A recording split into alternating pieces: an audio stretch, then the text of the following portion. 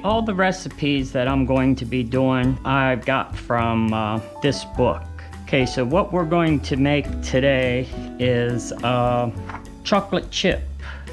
Now, I started making homemade cookies. I started making them as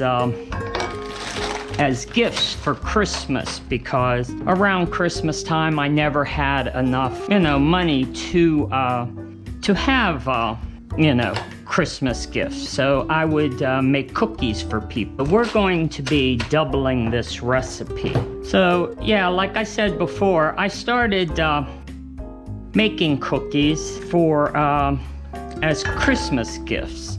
Oh, let's say I would do like maybe 6 to 7 different types. So that's 2/3, and we're doubling it, so I need 2 more. So I would give them to all my family, friends, neighbors, everybody. So basically what I did was I would make 6 times the recipe. Yeah, so I would get more cookies. Oh, I don't know if you've seen these like gift boxes at like Walmart, but I would get a gift box and line it with wax paper, and then put the cookies in rows inside the gift box, and then give them as a gift box. Okay, 1/2 cup, so that'd be a whole cup of granular sugar. I've never actually made cookies while I was filming it. Like I said, I got a vacuum sealer, and what you do is you vacuum seal your brown sugar into like a hard brick, and then when you're ready to use it, so if you have a vacuum sealer and you seal your brown sugar up, the air can't get to it, so you end up having fine sugar all the time. Now, I've also learned that if you do have brown sugar that turns into a brick, what you can do is you can just stick it in the microwave for a couple seconds, and it will soften it up where you can use it. So we're doubling this, so it'll be 2 eggs. So yeah, my mom, like I told you before, my mom taught me all how to cook and everything. She had this cookie book, and she used to make cookies for us kids all the time. We're just gonna fudge this a little bit. I mean, this is the vanilla. It doesn't really matter how much you put in. I always put a little extra vanilla in myself because I like the taste of vanilla. But yeah, going back to my mom, she had this cookie book, and when she passed away, I took it and I would make cookies in remembrance of her all the time. But the cookie book got so old. That's the wet ingredients. So now we're gonna start the dry ingredients. Almost in every cookie recipe, you have your wet ingredients and you have your dry ingredients. Always do your wet ingredients first, and then add your dry ingredients into it to make the cookies. Okay, 1.5 cups flour.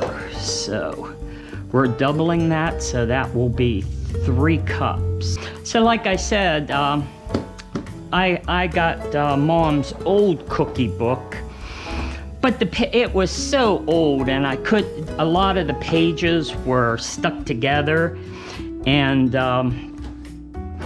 it was just bad. So I went online and sort of looked around. Okay, next after the flour is the soda, so baking soda. So it takes 1/2 teaspoon, and we're doubling it, so that'd be 1 teaspoon. Then after that is the salt, same amount. Okay, so that's the dry ingredients done. It says sifting or stirring method. This is the stirring method for the dry ingredients.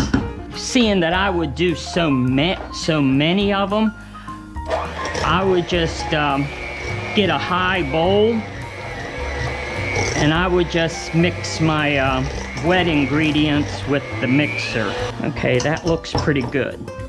So now what you want to do is you want to slowly add your dry ingredients into the wet. So I would just add a little bit, mix it. Sometimes I would just stop using the mixer and then I would just go and do it by hands. Now, of course, you know, you wash your hands before you start any kind of baking or any kind of mixing, which I did. And so you don't be afraid to, you know, use your fingers to, if the dough starts to stick on your spoon, you just use your finger to take it off. So yeah, you just keep mixing and mixing until you get all the dry ingredients mixed in with your wet. Okay, I'm going to clean up some of this mess right here and I'll be right back. All right, so we got all that cleaned up. So now we're gonna add the chocolate chips and the nuts. Okay, the chocolate chips, like I said, is a 12-ounce bag, and the original recipe calls for 6 ounces. So that's the reason why we're doubling it up, because it comes in a 12-ounce, so it's a double recipe. So how much do we need? We need a half a cup, so we go double that, so a whole cup. Now, this isn't rocket science. You can go a little bit more if you want. So now we incorporate all that. Now, when I get to this stage, I just like to go in there and just use my finger, use my hand. Because, like I said, your hands are clean and you can get all the nuts and everything in there. I mean, I remember this one time now I would always do my cookies like weeks ahead of, you know, Christmas or the holidays. Okay, let's clean the rest of this stuff up and I'll be right back. Okay, now I always cover my cookie sheet with tin foil. I always spray a little bit of vegetable oil on them so that they don't stick. So then we take this, and like I said before, you're going to use your hand. And I usually just do, this is my cookie thing. I get so that all the cookies will be the same size. But you could use a teaspoon. So these call for stove to be at 375 and they take 8 to 10 minutes. Now, when you're scooping these up, you want to try to get some nuts and some chocolate chips in each one of your cookies. Okay, here's another little trick I learned, saying that, let's say you have extra dough and you want to, you don't want to bake all the cookies at one time. What I do is I would scoop them out like you would right before you cook them, and I put them in a container like this. What I'm doing here is, you know, like those frozen cookie doughs that you find in the grocery store, where you can buy them in a sheet and you break them up and you put them on the, well, basically what you're doing is you're making your own homemade freezer dough, and then put the top on it and stick it in the freezer for a day or so.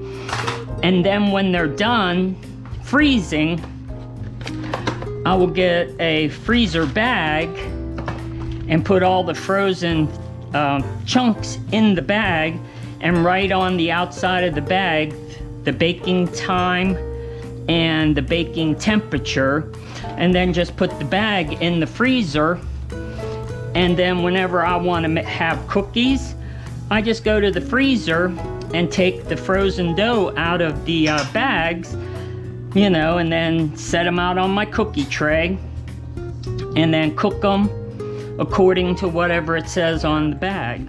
So as you can see here, I've got all the cookies. I missed one there. Got all the cookies done up. Now I would do it in 3 steps. So I'm getting down to the last bit of my dough here. Now when you get down to the end of it, what you can do is just pick it up with your fingers and form the dough into, into the cookie. Okay, and then like I said, once those are all done, you put your lid on them. Now it doesn't have to, it could be a plastic, something plastic or something like that. Excuse my freezer. But yeah, then you just stick them in the freezer and let them go in there overnight. Okay, so now these are ready to go in the oven. So basically I would do like 2 at a time.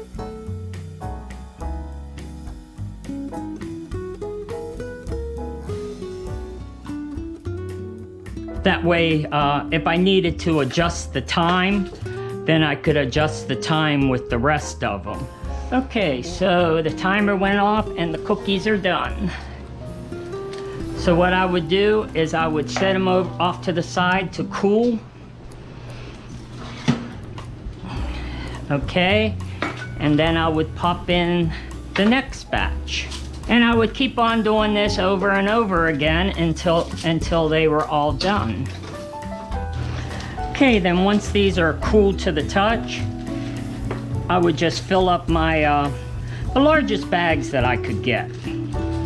Okay, and I would fill them up with my cookies. And what I would do is I would put these in the freezer, and when I was ready to use them, I would just, but you can keep them in the freezer for, I'd say about 2 months. Now, of course, if I had some burnt ones or dark ones, like dark bottom ones, now like these ones here, these are the ones I would give away as gifts, because I would want to try to get the best cookies that I could and give them out as gifts. And then the dark ones like these, I would just keep them for myself and eat them myself.